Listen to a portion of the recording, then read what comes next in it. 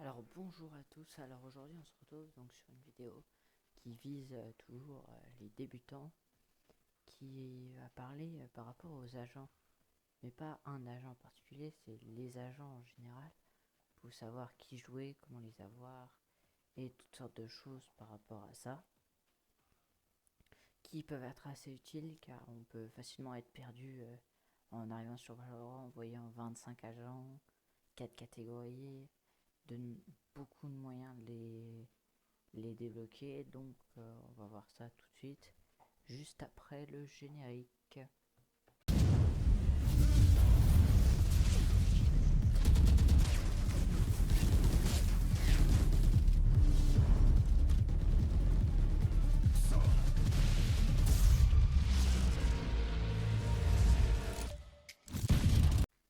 Donc on se retrouve et donc on va commencer par parler du premier point qui est comment débloquer les agents. Donc pour débloquer ces 25 agents, il y a de nombreux moyens.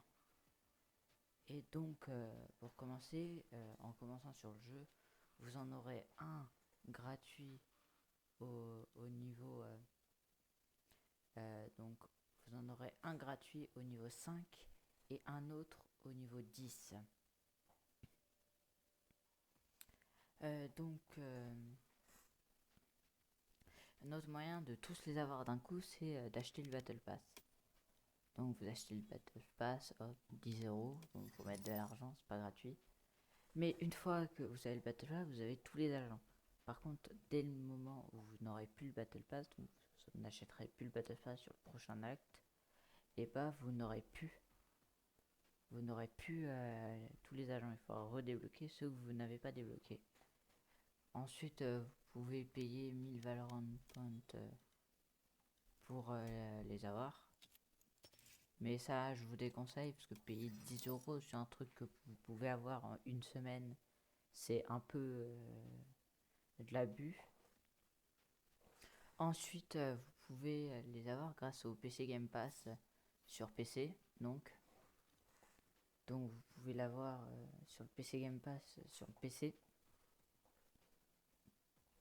Donc c'est pareil, ça faut payer, c'est un nombre, je sais plus combien d'euros par mois, mais c'est pareil, vous les aurez tous. Par contre, une fois que vous aurez plus le PC Game Pass, c'est comme le Battle Pass, vous n'aurez plus les agents que vous n'aurez pas débloqués. Donc le moyen le plus classique, c'est avec 8000 crédits Kingdom. Donc cette monnaie-là. Donc comment en avoir? Donc c'est ici, vous pouvez pas en avoir plus de 10 000. Et donc pour ça, vous avez un certain nombre. Donc chaque jour, vous allez avoir 4 checkpoints. Donc pour débloquer ces checkpoints, chaque partie que vous allez jouer, vous allez en avoir 2 quarts.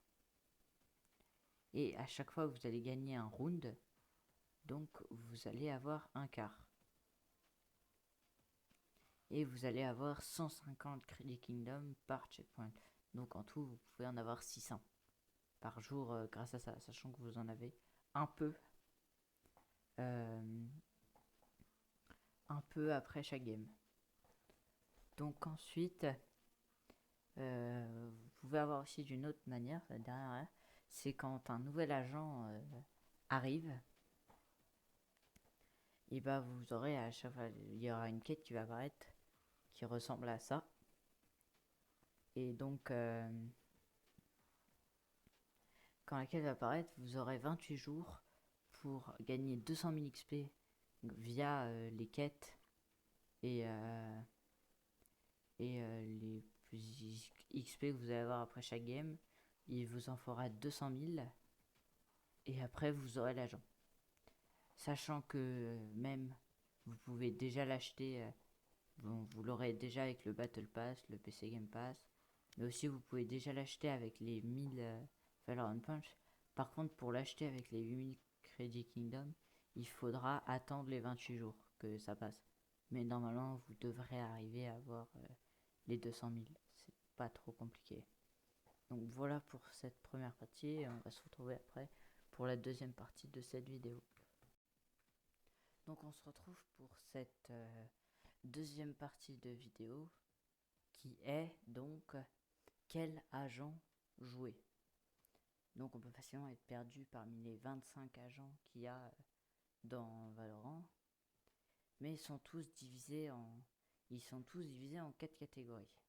2 plutôt agressifs comme les duelistes et les initiateurs, et 2 plutôt passifs comme les contrôleurs et les sentinelles. Donc on va commencer par les duelistes. Alors leur but ça va être, souvent ils vont pouvoir facilement jouer tout seuls, mais aussi dépendre de leur team, par exemple en attaque, où ils vont devoir prendre de l'espace, déborder sur les adversaires. Par exemple avec Jett son dash, elle va dash sur le site et va pouvoir entrer, déborder et faire des kills pendant... donc c'est ça son but. Ensuite les initiateurs, donc leur but va être de suivre leurs duelistes et de les aider en prenant des infos avec huile de fée, de couteau de caillot, en les neutralisant, en permettant par exemple de mettre des flashs si les duelistes n'en ont pas, permettent donc d'aider les duelistes pour rentrer sur le site et réussir à planter le spike. Donc ensuite donc nous avons les contrôleurs qui ont un point commun, c'est d'avoir des smokes ou des murs comme Arbor, des murs d'eau, ou Viper, des murs de poison. Et donc eux vont pouvoir obstruer la vue sur des zones donc qui vont permettre de mieux rentrer sur le site ou mieux défendre pour empêcher la vue et de prendre des pics et toutes sortes de choses. Et après en fonction des contrôleurs, plus des kits plus ou moins différents, mais ont toujours des smokes. Et ensuite, comme quatrième catégorie, nous avons les sentinelles, comme Killjoy et Cypher, qui donc, eux, en attaque, leur but va être plutôt de défendre le bac, ou de prendre l'information grâce à des tourelles d'alarme ou des trappes. Donc, ils vont aussi être très forts donc, en post-plante, donc après que le spike soit planté. Ils vont pouvoir mettre des molos, des trappes, toutes sortes de choses qui vont défendre le spike. Et en défense, donc ils vont quasiment pouvoir tenir un site à eux tout seuls, parce qu'ils auront les capacités pour, comme des mollies, des trappes, des cages, tout plein de trucs qui sont compliqués d'entrer avec cela. Donc voilà pour 4 catégories. Et donc je vous conseille surtout de jouer, d'essayer les 25 agents, soit en partie personnalisée, soit au moins de regarder qui les spell pour mieux les comprendre. Parce que mieux on comprend un agent, mieux on peut jouer contre. Plus facilement on joue contre un agent qu'on connaît plutôt que d'un agent où on connaît pas les spells et on comprend pas trop qu'est-ce qu'il fait, qu'est-ce qu'il envoie, qu'est-ce qui se passe. Pour me comprendre, il faut mieux essayer un peu tous les agents et trouver ce qu'on apprécie jouer, puisque à la base Valorant c'est quand même un jeu où il faut prendre du plaisir à jouer, sinon vous allez avoir du mal à jouer longtemps. Et donc pour finir, je vous déconseille surtout de jouer non plus trop d'agents différents. C'est-à-dire qu'il faut les tester en game et en partie perso, mais il faut aussi les en jouer que quelques-uns, 3 ou 4, souvent c'est le mieux, pour pouvoir débloquer des automatismes, des réflexes, pour plus trop se poser des questions à vraiment quand j'utilise mes spells et les utiliser du coup, et pouvoir jouer mieux avec son arme et tout. Donc voilà pour ces petits conseils par rapport aux agents. J'espère que ça vous aura aidé si vous commencez Valorant. Et sur ce, pensez à liker et à commenter et à vous abonner. Ce serait pas mal.